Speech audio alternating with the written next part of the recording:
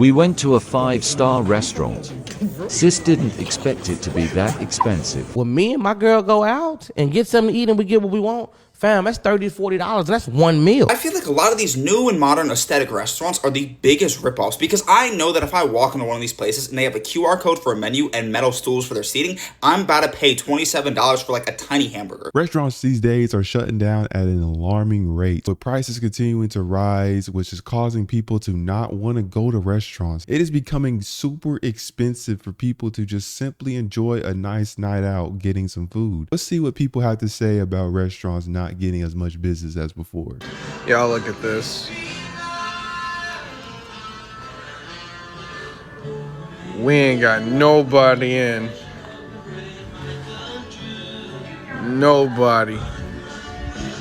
In the United States, I think we are on the path to not having restaurants in 5 years. It sounds ridiculous. It sounds crazy, but hear me out. All of these places are not making money. Nobody is going. There is no lines out the doors, okay? Unless it is right downtown on the middle of Main Street. If you are not in that prime area, your restaurant's dead. I'm sorry. It's just the way it is. And it's absolutely crazy. I don't know how it's going to get better. I don't know how waitstaff, bartenders, I don't know how they're making any money, especially with the cost of living going up, how they're even surviving, how they can afford to live in the cities. And if your waitstaff can't afford to live in the cities and they have to be farther and farther out, there's going to be a point where they stop making that commute. So who's going to work all these jobs? The old retirees who moved here with $1 bajillion? Absolutely not. So I don't think this is a system that is going to work for much longer, which I think is insane. And from a consumer standpoint, I get it. Inflation, tip inflation, all of it. It is just conspiring against the whole thing of going out to restaurants or bars. And these third spaces that we have, which are places that we can hang out, communicate. In the United States, I think we are on the path. Prices going up and tariffs going up and nothing seeming to come back down. I think it's only going to get worse. What do you think? Where you live in the world, are restaurants still busy? Is there change in the air? You know, you have to get to a point where people are kind of questioning, is it really worth going out to eat? You know, and these restaurants are having to open up these restaurants at crazy times. Like sometimes they're going real late into the evening. Some people have lives that they have to get to. Why does it make sense for some of these people to have to work 10, 11, past midnight into the early morning just for some of these restaurants to make the amount of money that they're trying to make, when most of them, the business does not match how late that they are trying to continue to stay open? They're experiencing a complete decline in chain sit-down restaurants like TGI Fridays, Outback, Red Lobster. All of those are losing tons of money, closing lots of different locations. And it's not just about food. I want to explain how this trend reveals something really profound about how our relationship with community is changing and likely getting worse. Casual dining chains, places where middle-class families could walk in without a reservation and have a meal at a relatively affordable price, have been in a steady decline throughout the 21st century.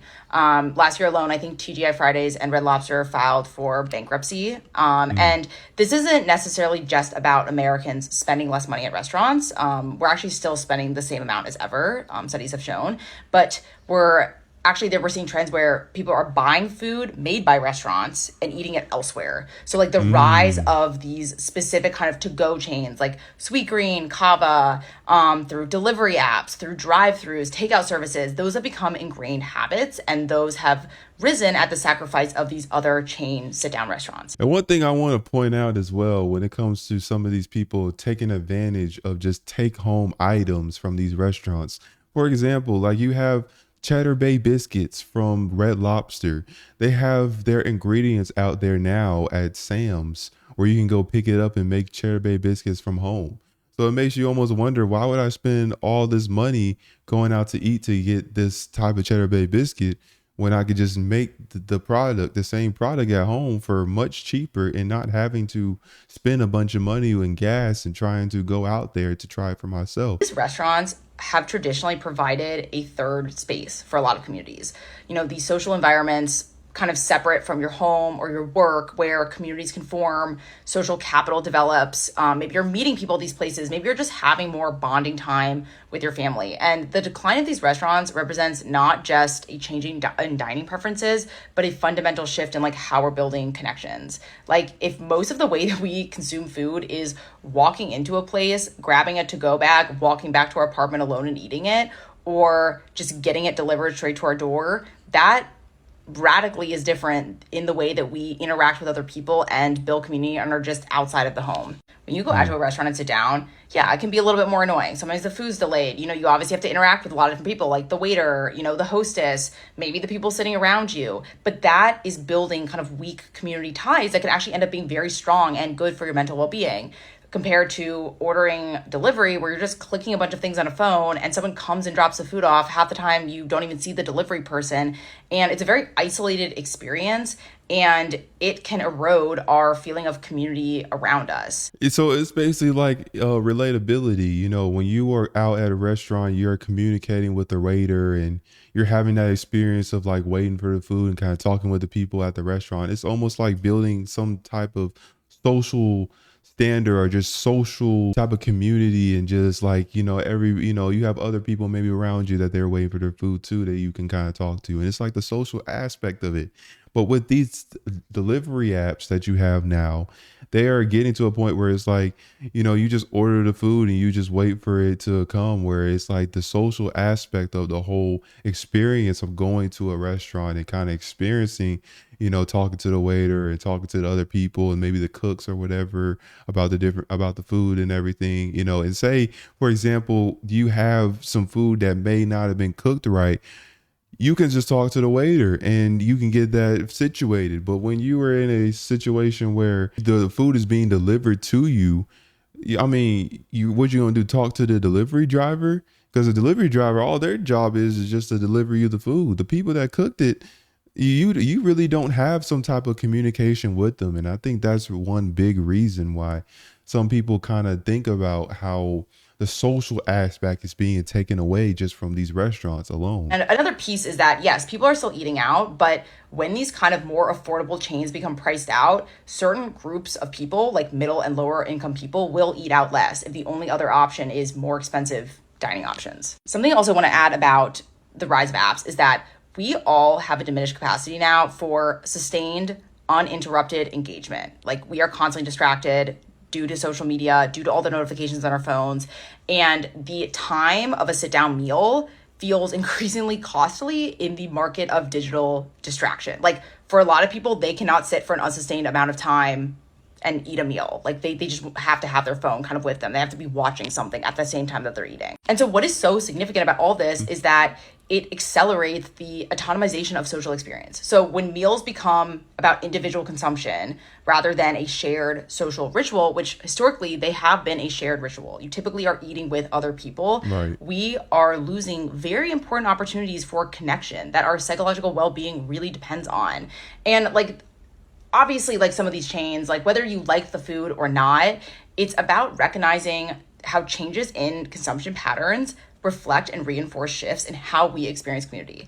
And I wouldn't be a fool to say that I myself kind of fall into that trap of like, you know, whenever I watch something, I would rather have something playing in the background to watch while I'm eating. And, you know, and I can understand how that kind of takes away from a social aspect of just the whole eating out at a restaurant. But, you know, to each his own. Everybody's, you know, it's just an all individual thing. You know, when you're at a restaurant, you are ideally going there to eat with other individuals and just sharing a common experience of like, how's the food, or just, you know, maybe talking about other things about your day.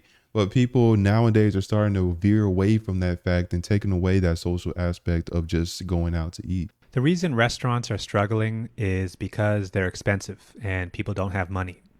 But there is a more specific thing happening. It's not that nobody has money. I mean, there are rich people. The problem is that rich people can only be in one place at a time. They only eat dinner once a night. I mean, if 10 people have $100,000, that's going to be 10 dinners. But if one person has $1 million, That's going to be one dinner. They might spend a little bit more, but it's going to be at one place. My point is that when money gets concentrated at the top, you end up with less customers. And a healthy economy doesn't just need money, it needs volume. The money has to circulate for the economy to grow. I mean, the stock market just hit an all-time high. But if you're watching this, you probably don't feel rich because 90% of stocks are owned by 10% of people. Meaning that when the market goes up, you don't end up with more people going to restaurants. You end up with less because all of that money is just sitting in stocks. It's not circulating. Think about Floyd Mayweather. He's always Interesting perspective to put it in. You know, you having all these people show up and, you know, you having all this money coming in, but it's none of it's really being spent. So it's like, who is really gaining in this situation? The number one way to go broke is open a restaurant. It's like freaking guaranteed. He wants to quit his job and open a restaurant, which has been his lifelong dream. He has done no research and has not created a business plan. His idea is for us to sell our fully paid for home, of about $500,000 and live in an apartment, so he can purchase a restaurant, geez, I don't even know if I can get through this. It's not good. In the meantime, he wants me to keep my job, so we'll have one steady income of $85,000 a year. I could see putting all of our money into this venture and end up losing everything. How do I convince him it's a bad idea? You have a vote too. This is your life as well. And you're on the deed of that house, so don't sign it. She's exactly right. Number one, you need a business plan. Number two, you would need some experience in the freaking restaurant business. Which is hard. Before you do that. People Number that are in three, the you need to restaurant understand that business. you're taking on the category of small business that has the highest rate of failure of all small businesses. The number one way to go broke is open a restaurant. It's like freaking guaranteed. Okay? Just ask Red Lobster. They just filed bankruptcy. Okay? I mean, too many shrimp. It's a tough business. The average employee turnover ratio in a restaurant is 300% a year. You lose all your people 3 times a year. That's a lot of drama. That's a lot of stuff to put up with. And no, and no. Very risky thing to get into, you know, when you just get into starting a business and starting, you know, restaurants in general as well. You know, you are betting on this restaurant to get more people coming in. And that can be very tough for somebody who hasn't had that type of experience. And maybe consulting with somebody who owns a restaurant or knows the business more so you can learn from that, or just working in a restaurant to know how a restaurant runs can give you a better outlook of how everything is. But yeah, a restaurant, you know, nowadays is a very risky thing to go into for sure. Idea. Fast food places have completely lost their mind. Many of them are now more expensive than sit-down restaurants. Don't believe me? Look at the prices if you go through McDonald's, if you go through Chipotle, Burger King, Wendy's. Now, look at the prices for the people that have fixed this. Look at Chili's prices. At Chili's right now, you can go to Chili's and get a big burger or a big chicken sandwich with fries and a drink for $9.99. That's their lunch special for people that want to come in and grab lunch from Chili's. Red Lobster changed when Debola came in and completely switched everything for them. Now they have happy hours. They have $5 margaritas. They have seafood boils.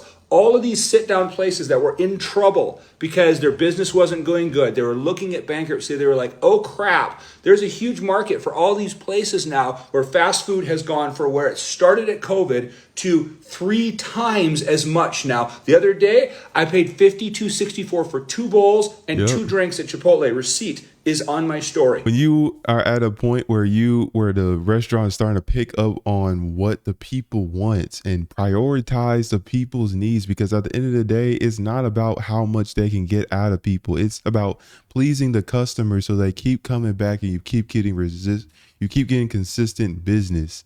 And that's what it's really about when it comes to these restaurants. And, you know, even though I've even seen just within Red Lobster and all these other restaurant chains are starting to pick up on those different IQ and those different cues of, like, you know, if we start including these different specials and maybe incorporating and listening to what the audience or what the customers, the people that are spending their money really want more of, then we can continue to get people keep coming.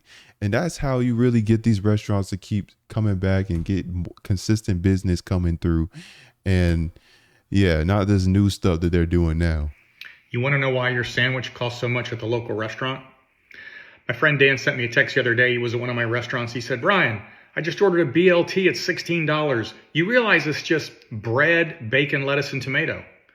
I said, "Yeah, Dan, but let me give you some restaurant perspective. In today's economy, my rent is $20,000 a month. My utilities are $6,000 a month. And my labor is currently running about $60,000 a month. That's at 28%.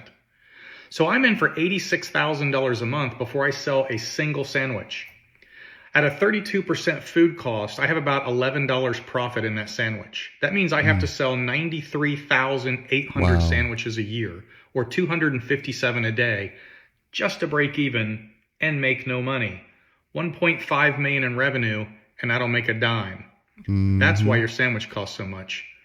That's a And that's another thing about business. When you have something that is super expensive and that is, you know, has so many uphill costs of startup costs, like you having to pay the employees, you having to pay the rent for the place, the bills, you know, everything, the upkeep of the place as well, and just getting the food and materials, this stuff can add up.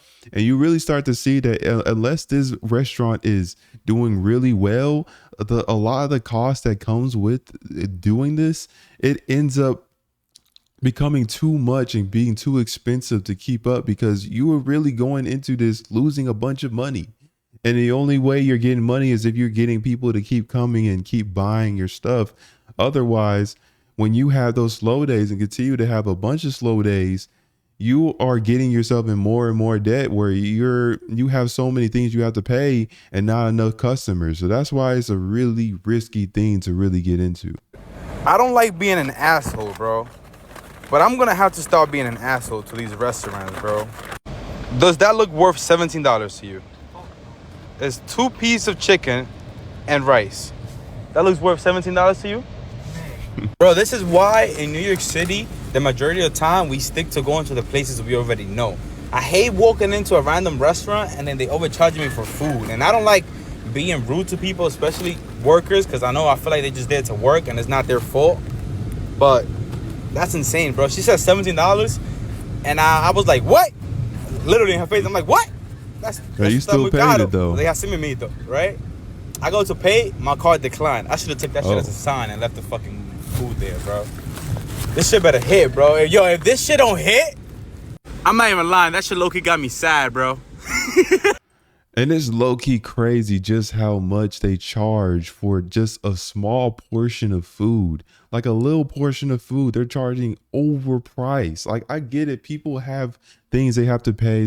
People have, you know, these upcharges that they have to do to like make these different dishes. But overcharging for a small plate of food, it's a lot, man. I don't know. How can we afford to go out and eat at this rate? I went to Joey's last weekend and I had dinner with my friend. I haven't seen her in a while and I don't go out to dinner that often. I ordered this tuna burger, which sounded divine. I was so excited to try it. I substituted a garden salad instead of fries because I wanted something a little bit lighter. Got the burger. It's a big burger. It was delicious. The salad was honestly so mid. I could have done without the salad, but I got my bill and I could not believe how much I had dropped for a burger and a salad. I spent $41 with tip on my burger with a salad. And I did not order a drink. I told my roommate and she's like, "Did you order a drink?" I said, "No. I got a tuna burger and a salad." And it's because the tuna burger was $29. And then to substitute a garden salad was $4 extra. And then I tipped her 20%, I think, because she was so nice and I really liked her and she was very genuine and down to earth. I think you should tip your servers. But at this rate, I'm not going to be able to afford to tip or be able to afford to go out to eat if I'm spending $40 for a simple burger and a salad. Like, that's actually insane. And it's not even a fine dining restaurant. You will not believe how much this lady is charging for this food. Watch. $6,000. Let's get into it. Sweet chili wings, barbecue meatballs, fried cabbage, baked mac and cheese, our famous vegetable rice that everybody loves.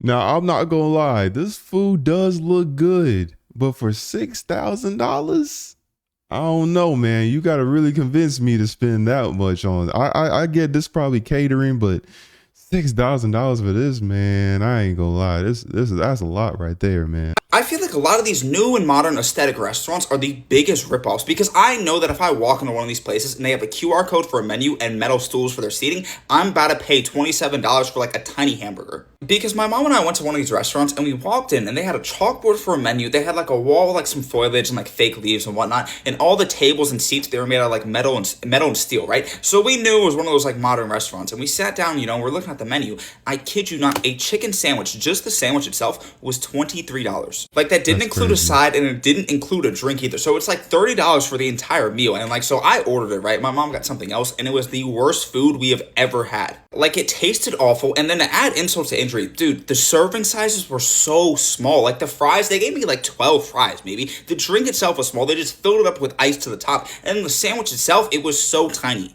And I rarely ever go to these places because every single one of these modern restaurants that has like the same things with steel seating, steel everything, QR codes, chalkboards, whatever it may be, they all have the same type of vibe and they just rip you off every single time. These restaurants are just having the same things. And this is why you wonder why they end up empty and overpriced. And people are looking to different ways and different other opportunities and just other ways to just not have to spend as much money going to these places. And with that, you have this as a product of that result. So y'all let me know y'all's thoughts down in the comment section. What are y'all's experience with going to restaurants nowadays or even just recently? Let me know down in the comment section. Like, comment, subscribe. I'll see y'all in the next video.